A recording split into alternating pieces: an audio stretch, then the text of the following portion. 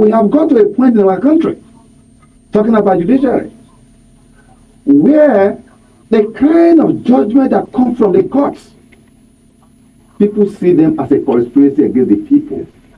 Yes, yes, right. We have got to a point in our country where people no longer see the courts as the last hope of the common man, but they see God as the last hope of the common man.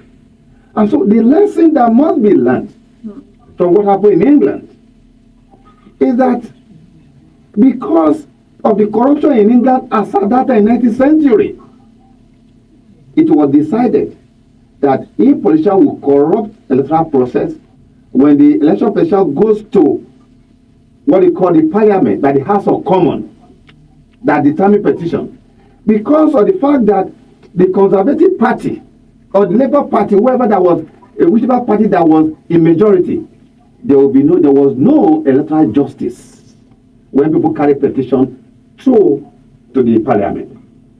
Because of that, it was decided that the court in England must not be involved in election petition. That was the beginning. But at some point in time, because there was no electoral justice, people were no longer interested in election in England. It was at that point that it was decided, following what happened in Australia, when they came up with what they call the secret ballot system. The secret ballot system was intended to cure election rigging in Europe, everywhere, which has been adopted universally today. It was brought up in 1856.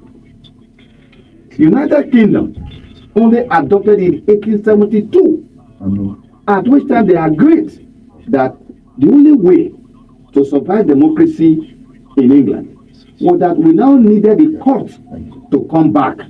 But to do so, they now provide what they call legal safeguards to protect judges, because they believe that politicians can corrupt judges. Because today in our country, if you look at the Apple barometer, painfully, this is the only profession I belong to.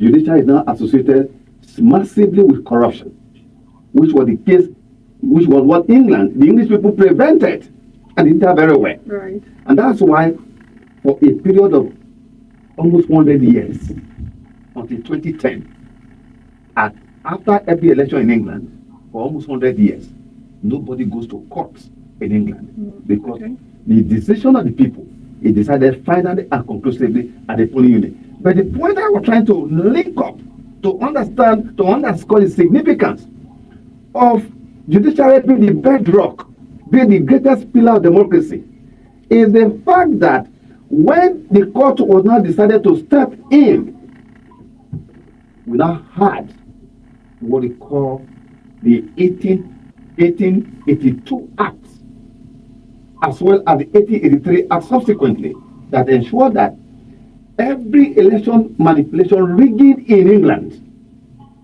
the court was enjoined to interpret it strictly, to the extent that if you commit electoral fraud in UK, vote buying, you'll be expelled from Parliament for 6 years, or by the 1883 Act, you'll be banned for participating in politics for life. Okay. That was how England changed the situation, and that's why up to today, there was now a return to the polling unit. The polling unit, polling station, whatever you call it, was now the final place where the will of the people is determined in England. Okay, that is the pathway we must go. And that is why judiciary must stand tall and mighty in defense of the rule of law and democracy.